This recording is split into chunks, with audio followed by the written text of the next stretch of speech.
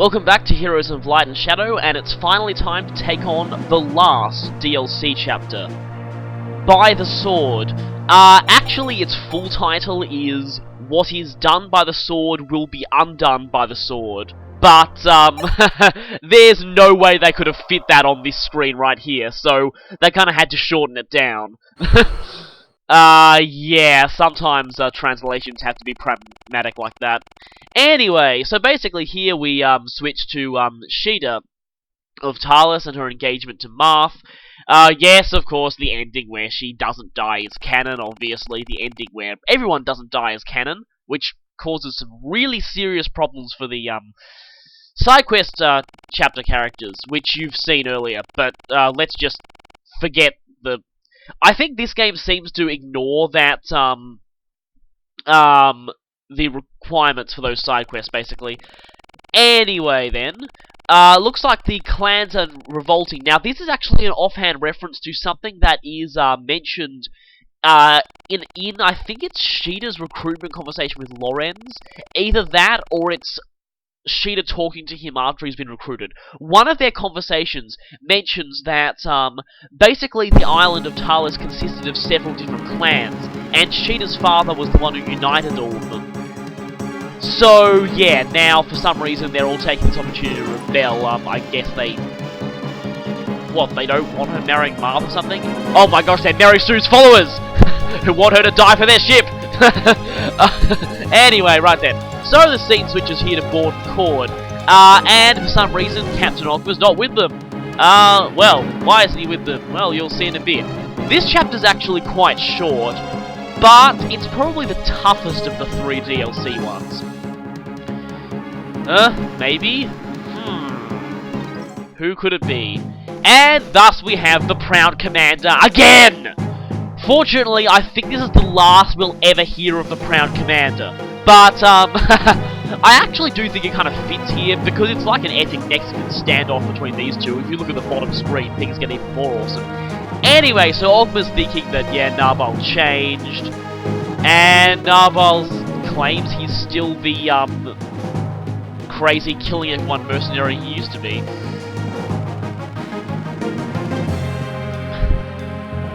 Now, this whole scenario, I believe, is a direct tribute to the second, kind of wish there was a third, but to the second episode of the sadly very, very, very, very, very short-lived Fire Emblem anime.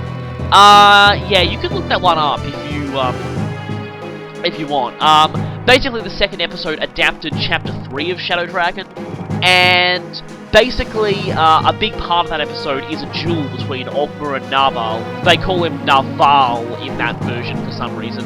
Yeah, the names in that one are all inconsistent, mostly because, for some really, really weird reason, that anime was in fact dubbed into English before the Fire Emblem games were ever officially localized here. Yeah, which resulted in a few very weird, naming changes, like Marth being called Mars. Don't get me started on how some fans think that should be the correct translation. Yeah. You know what I say to that, actually? Going off topic here, you know what I say to that? Marth in Japanese is Marusu. Now, if you look at another character who was obviously meant to be named Mars, Galactic Commander Mars in Pokemon Diamond and Pearl, her Japanese name is Mazu. Actually quite different. So, that I use as evidence that Marth may actually be more accurate than most people think. So, anyway, Ogma's different from Nabarl. He fights for his friend, the princess. And they're gonna duel anyway. Oh, this cannot end well. Thankfully, Nabarl does not have a killing edge here, so we don't have to run into the chance of being sort of critical. Of course, unlike the anime, he's not dual-wielding killing edges either. That was awesome. He also wears red now, rather than purple. Yeah, purple was always his signature colour in the original FE3 and also the anime. They changed it to red in Shadow Dragon, most likely because otherwise the title Scarlet Swordsman, which I believe he still had in those versions, doesn't really make a lot of sense. Still, I think changing it made him look a whole lot like Rutger, which is kind of annoying. And speaking of Rutger, in a while I thought I might actually do something different. I might end up going a little bit off topic here, but I thought I'd take this this chapter to actually discuss the Nabarl archetype in general, and just how they've sort of evolved over the series. So, anyway, we've got Bord and Cord here. Both of them have pretty bad defense, but Cord has the C rank in axes and has a hammer. So, if we put him in range of that Armor Knight, that thing's going down. We also have Malice over here. Yep, she's back, and she still has her freakishly high defense stat. I seriously did not realize just how high her defense is by Mirrodin standards. Then again, I'm pretty sure she's supposed to be more like a mercenary than a Mirrodin, really. Now, we have Ogma run over here, even though that'll result in him getting attacked by a few enemies, because we want to get him as close to Malice as possible. And of course, like always, you get, just quotes for every character who enters battle. Again, Awakening's DLC actually pretty much went without route 2. And bang, gone. Yeah, it's a bit weird that there's no unique sprites for weapons, so hammers still look like regular big axes in this game.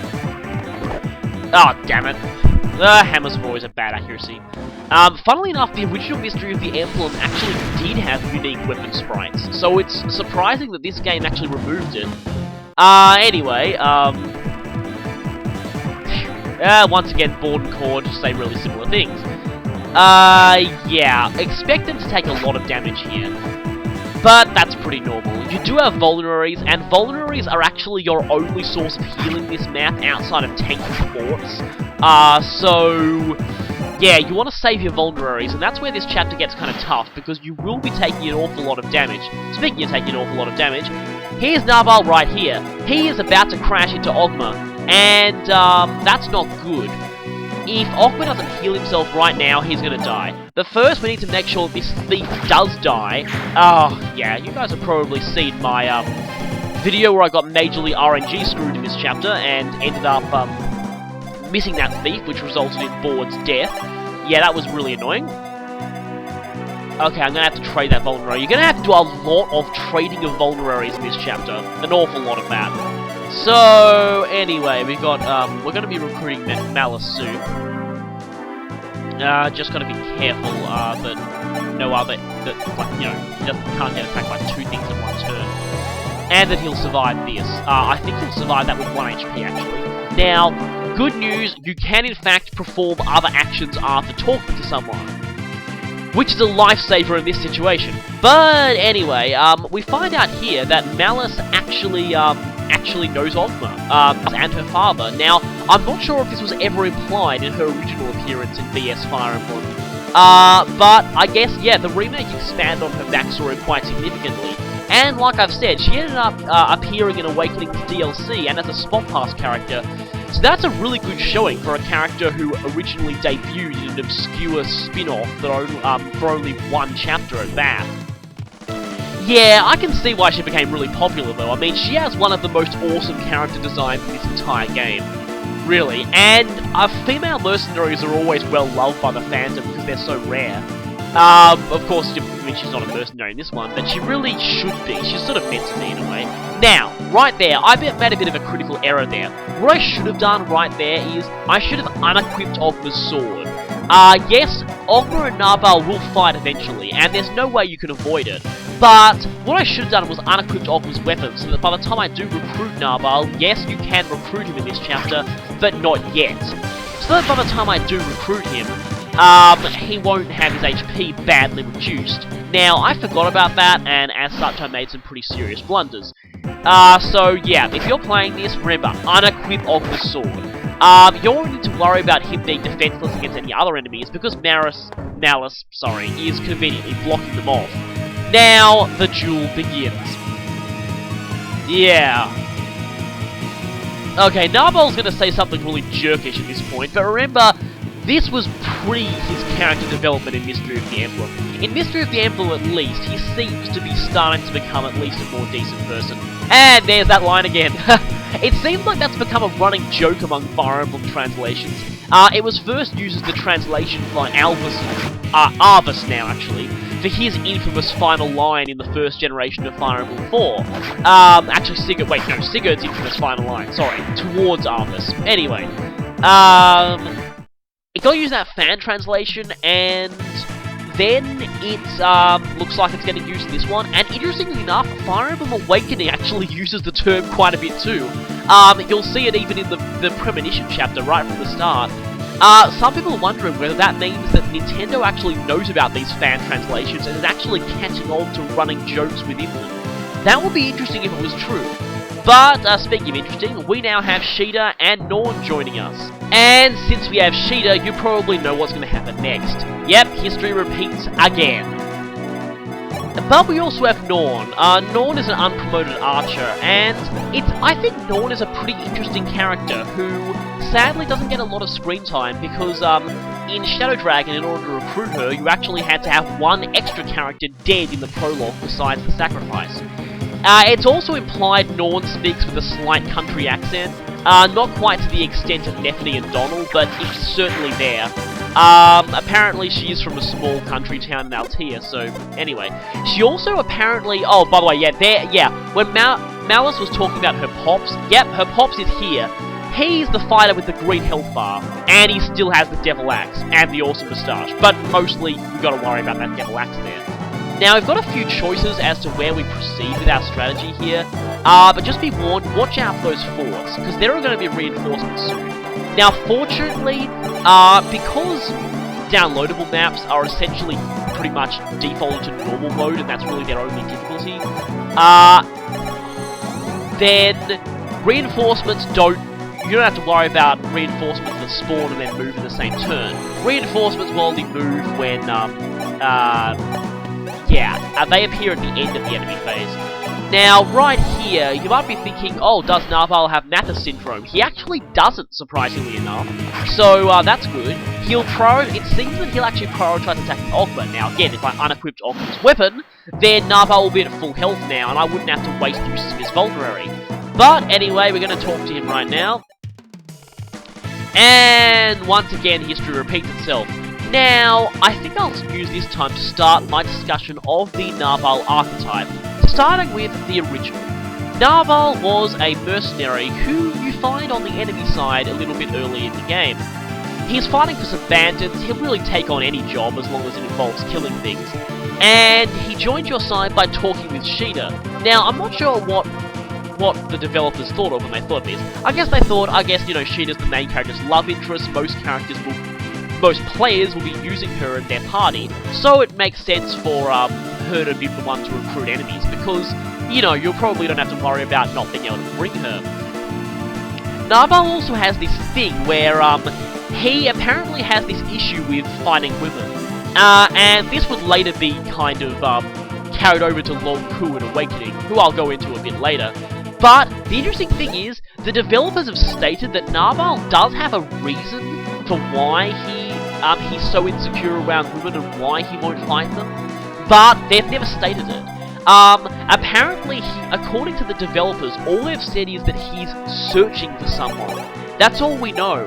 And judging by what the evidence seems to tell us, that someone is most likely female. Now, really, the developers have given no clue as to who this person is. So, again, we've got absolutely no idea. So, and they've never really gone into anything about it, and seeing as they're probably not going to revisit Master games anytime soon, we're probably not going to know. So, again, that's another one of the riddles for the ages. Anyway, making use of Norn's vulnerary here. Now, let's go into Nabarl and the... You're kidding me. Cord can't equip a hand axe? Seriously? Oh, come on, that's ridiculous. Oh, wow, that is ridiculous. Come on, I could have at least given him a D. And anyway, you'll see the reinforcements there, including a Berserker. Oh boy. Yeah, if you've seen one of my VRNG Hate Me videos, oh, you'll know the problems I have with that guy. 6% critical, of course he gets it. Back to my retrospective. Nabarl in the original was in fact a mercenary, rather than a Myrmidon. The Myrmidon class didn't exist yet, as a matter of fact. And okay, this here, that there was crucial to my strategy, I'll just say that. Otherwise, these two would have got swamped and killed. We've got to watch out for that Berserker, because he was going to make his way across the water, and that's going to be really annoying. Anyway, he was a mercenary, but he carried a lot of the other features that Myrmidons later in the series would have. He had surprisingly high skill and speed growths for a mercenary, and he started off with a killing edge. So, yeah, in a way, he basically started the Myrmidon class, even though the class itself wouldn't actually appear until, surprisingly, Fire Emblem 6 with Rutger. Yeah, it took them that long. But anyway, beforehand, let's go to the next member of the archetype. I like to consider Samto a member, but Samto is really interesting. He first appeared in the original Mystery of the Emblem, of course, and he was probably the first Nabarl clone the series had. But the funny thing about him was, they made his Nabarl cloneness a plot point. They actually made him an imposter who was imitating the original, but really was just not nearly as good as him, and was considered a poor man's substitute even in-universe. This is interesting. I actually find this an interesting example of what TV Tropes likes to call an unbuilt trope. This is where you see something that looks like a deconstruction of a common trope. If you want to know what a deconstruction is, go look it up on TV Tropes. I won't really go into it here because it would take ages. It's a term that often gets misused though. But anyway, we need to block this fort here, because otherwise dark mages are going to be coming out of it, and they're quite a problem to our fighters. Thought that would happen. Anyway, the reason I like to call Samto an unbuilt trope, what that is something that looks like a deconstruction of a common trope, except that it was in fact the first instance of that trope in the first place. The reason why Samto fits this so well is that... Oh great, dice is moving, this is bad. Anyway, is that he seems as though he was the first member of the Nabarl Archetype, but in fact, his whole character is basically, a deconstruction of that archetype and showing that just, showing one of them as just a poor man's substitute copying the original. Which, again, is quite interesting, given that this was before the series really started going the Fountain of Xp's route, and started really rehashing common character archetypes. So interestingly, yeah, Samto was an interesting comment on this before this even existed. Next in line we have Fire Emblem 4's Ira. Ira was a number of firsts for the archetype. She was the first female Nabarl character. She was the first Nabarl archetype to be a member of royalty, which would later be continued with Joshua in Sacred Stones, although that's kind of a spoiler. And she was also the first to promote to Swordmaster. That game saw the introduction of the Swordmaster class. Not only that, but she was the series' first wielder of the Astra skill, a skill that would later become standard for Swordmasters. Now, interestingly enough, Ira's... Well, first I'll just say, Ira became very, very popular with fans, due to both her effectiveness in gameplay and her characterization, not to mention her children being some of the best in the game.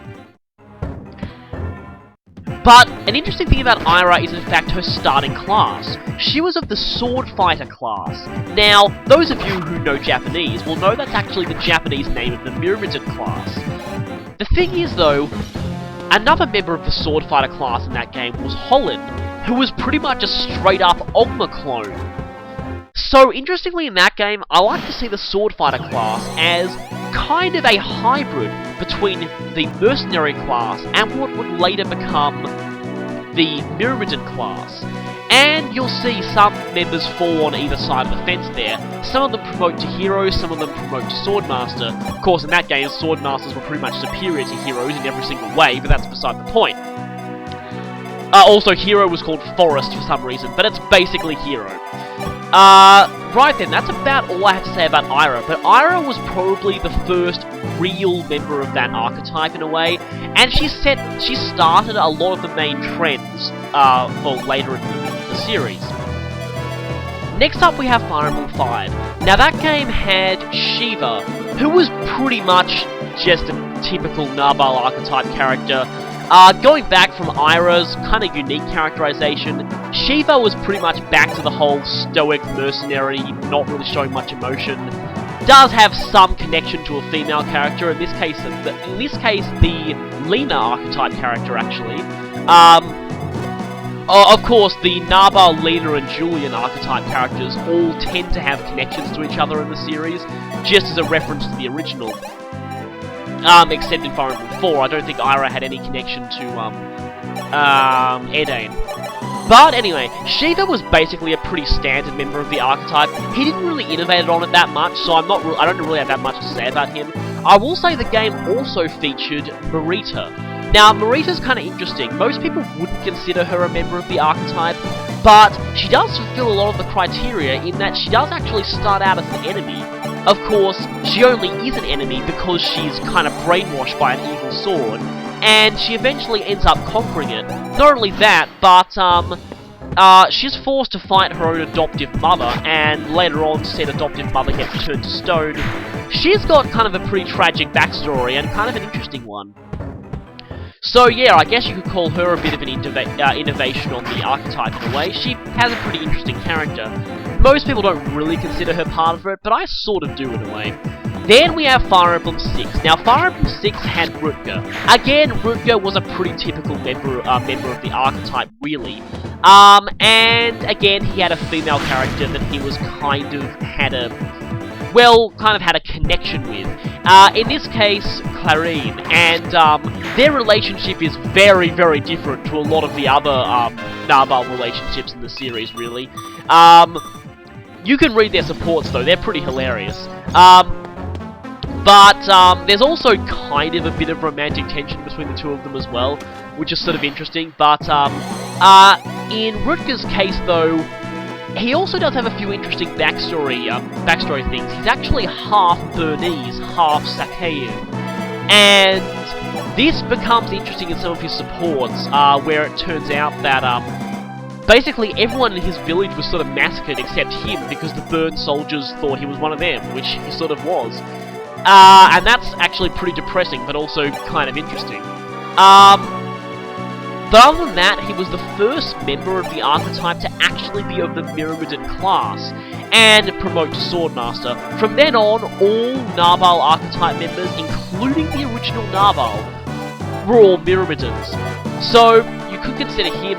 Some people think of him as the first member of the archetype. I still think that's sort of Ira, kind of Samto, but still, he is an interesting first for the archetype. From that point on, most of the Nabarl archetypes were pretty similar.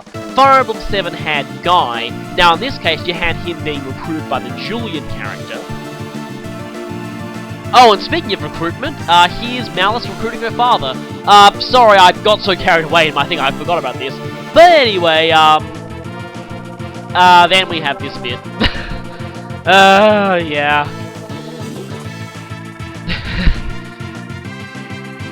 Yeah, gambling's even in his name, really. Unfortunately, he has no vulneraries, which is annoying. So, back to my discussion of the thing. So, Guy was also Sakaean, interestingly. And there's also a bit of an interesting thing with him and Carl. It's left ambiguous whether or not Carl killed him in between Fire Emblem 7 and 6. But given that Carl has his title, and Guy is never even referenced in 6, it's very heavily implied. Yeah, I actually probably should talk about Carl, because Carl was an interesting, kind of another interesting thing from the series. You could consider Carl an interesting examination of the typical persona of the Nabarl archetype characters, what's known as, wow, nice one, Dawn, what's known as the Blood Knight persona, which is a character who's kind of obsessed with, fighting, basically. Not necessarily bloodshed or killing, just a character who basically fights to live. Basically, Nabarl did a very good explanation of this, earlier on in this chapter. Yeah, ironically, Sheeta's the one to take down this archer here. Right, at this point, I figured that we can actually kill one enemy each, all of us. And this chapter is getting pretty close to completion, so I'll just finish up my stuff. Carl was interesting in that he's an example of the Blood Knight philosophy taken to psychopathic levels, to the point where he's almost an outright villainous character. Of course, he actually gets better in the sequel, so part of his character is basically the fact that he develops and actually changes. Ooh, am I willing to gamble with dice there? Of course, I'd have to gamble with him either way because of that Devil Axe. Anyway, that's probably enough I can say about Carl. Fire Emblem 8 Sacred Stones had Joshua, who, like Ira, was in fact a member of royalty. In this case, though, he was secretly a member of royalty. Again, in this case, the Nabarl and the Lena archetype character had connections to each other. in this case it was Natasha, and Natasha was a potential love interest for him. I always preferred that pairing to Natasha and Seth, but anyway. So that's basically all I can say about him, other than the fact that he also kind of had the actually interesting thing about Joshua, was that he was actually quite changed in the compared to the beta of Sacred Stones. In the prototype version of Sacred Stones, Cormag, in fact, had Joshua's role. Cormag would have been an Ogma Archetype mercenary who was a bit of a gambler. So, that was interesting. Then eventually they decided to change Cormag into a Wyvern Rider. Originally they had a Wyvern Rider named Nate. Now Nate's name is still found in the game data, but he was never actually used. So originally the Wyvern Rider was named Nate, and the Joshua character was in fact an Ogma archetype, with Cormag's name and portrait. So that was interesting. So Joshua originally wasn't meant to be in that role. I wonder what role Joshua would have been in, unless he would have been always the Prince of Jahana and he would have joined you as a pre-promoted Swordmaster, kind of like Irons does. That actually would have made some sense, really. Actually, speaking of Sacred Stone's changes, I might as well mention here, since it will probably be ages before I get to that game, that, what's her name? Tana, the Princess of Frelia, originally was planned to be another trainee character. She was planned to be a trainee flyer who could promote to either Pegasus or Wyvern. But anyway, more on the Nabarl archetype. Path of Radiance had Zehark, who was quite an interesting twist on the trope. Zehark was automatically recruited by placing a certain character in his range, and Zehark was a Nabarl archetype character who was basically always sympathetic, and basically, even when he was on the enemy side, he was still incredibly sympathetic. He was in fact a mole the whole time, who just wanted to help Lagoo's escape. So he was never really antagonistic at all, and he was basically just an all-around nice guy. Of course, he's also got this thing with the Lagoos as well. It's implied that, again, you have the association with female characters. It's implied he once had a Lagoo's girlfriend who died somehow. And that factors a lot into his motivations. But anyway, Radiant Dawn didn't actually really have any Nabarl archetype characters, and the next game was Shadow Dragon, which again, the original was back, but this time he was switched to Mirmidon. So I guess the next one we should talk about is Long Ku. Long Ku is the series' latest member of the archetype. He's still pretty much similar to the original, but, you know, dark-haired, stoic all the time. Of course, in this case, they gave him a ridiculously deep voice. I still like his voice, but I still think it's really, really deep-sounding. Anyway, but the interesting thing about him is, they took the whole aversion to women thing and made it a really big part of his character. They decided to play with that and make him essentially the male equivalent of Florina back in Fire Emblem 7. Who was afraid of men, and make him so that he's constantly terrified of women, and that's part of the reason why, wow, that was a great level up, part of the reason why he avoids fighting them. It was pretty interesting, and it gave rise to quite a lot of humorous conversations. Of course, it also had some pretty tragic implications. Some people have said that if he's ever paired with one of the characters who has a female child, he might never be able to relate to his daughter properly. We don't really know, but anyway. Of course, unlike the original Nabarl, you actually find out Long Ku's reason for this. If you want to find out, read his support with Shirsh. That's where it originally comes up, and I'll leave you guys to discover that for yourselves. I guess you could see that in a way as kind of a tribute to the original Nabarl, who had a reason for his behaviour, but it was never revealed. Long Ku's is, so I guess it's the archetype kind of finally coming full circle. And that's really all I have to say about the Nabarl archetype. I hope you've enjoyed the retrospective, and back to the actual chapter itself. We now have The Right Road playing, which is a really, really nice theme. I love this theme. It's really beautiful, amazingly done, and yeah, just great. So anyway, Ogma and Sheeta are now reminiscing on when they first met. Now this mostly came up in Ogma's second base conversation with my unit back in the main story. And now he's going to go on to a bit of a thing explaining something. And you probably already know what he's going to say here. Yeah, okay, right then, yeah. Now, this is also an interesting explanation of what the Blood Knight trope basically is. Yeah, Ogma is saying, to all intents and purposes, he actually basically had that. The thing is, with Ogma, it's actually kind of justified, since apparently, as a kid, he was thrown into the arena and essentially raised as a gladiator. So if he didn't fight, he would have been brutally killed. Ogma's probably one of the characters with one of the most tragic pasts in the entire... Well, maybe not the entire series, but in the Arcania series, Ogma has one of the most tragic pasts of any character, and he doesn't really show it.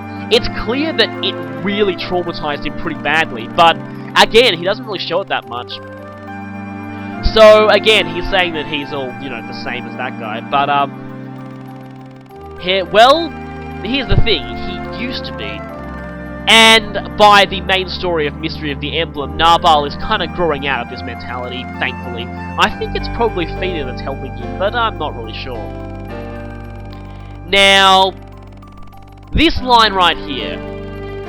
Yeah, it's debatable what that something else is. Some shippers may argue one thing. The thing is, I think it's deliberately meant to be ambiguous, but I personally think it's just purpose in life, really. Someone to fight for, something worth fighting for. Really, that's what I think it is. Some people think that Ogma may have feelings for Sheeta, but as you'll see by the following lines, if he did, then he still totally supports her being with Marth. And if he actually did, again, it's ambiguous, you can interpret it either way, but if you do interpret it that way, it is pretty clear, though, that, he completely supports her with Marth, and he wants those two to be together. So, yeah, really, there's no really shipping these. But, again, you know, since Sheeta and Marth is pretty much downright 100% undeniable canon, as much as the evil fangirls will try to deny.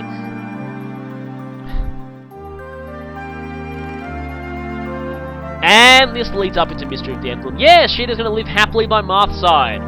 Unless their country gets invaded and she's forced out of there or something. That's not gonna happen, right? And we get an abrupt cut right back to the menu, so, that was weird. Now, where to from here? That was, in fact, the last downloadable chapter in this game, and the last actual main chapter I can cover. With that done, I've pretty much covered the entire game. Well, not actually really everything. There is going to be one more video, and what this video is, of course, it's the one you've been waiting for. The compilation of all the failures from all of those bonus chapters. The Fail Channel Super Extended Edition. I hope you're ready for that. But since those fails actually amounted to not that long of a time, I decided to put a couple of extra things in the video. Just me showing off a few of the extra features of this game that I didn't really in the main playthrough, just to make sure this playthrough is as complete as it could possibly be. Now, on that note, yes, I still maintain that I have not got that extra conversation in BS Chapter 4, where you get Medius himself giving the end of chapter speech. Yeah, about that. Oh, yeah, I'm sorry. I really do not enjoy that chapter, and if I do get onto that, it's going to be ages, and I've actually tried looking up for turn-by-turn walkthroughs online. I actually can't find any. So, yeah, other than going to other YouTube channels, and really, it is not in my style. I do not approve of copying stuff from other YouTube Let's Players. I just don't. I'd rather find a game FAQ's turn-by-turn walkthrough, really. And I can't find one of those at the moment. If I do find one of those, I might use it to get this, you know, killing the boss thing, but for the time being, I'm sorry, I just do not enjoy this chapter. When you see the Fail Channel next chapter, you will find out why. Oh boy, yeah. Oh, that was awful. So anyway, see you next time for failures and a couple of final things, okay? So, see you then.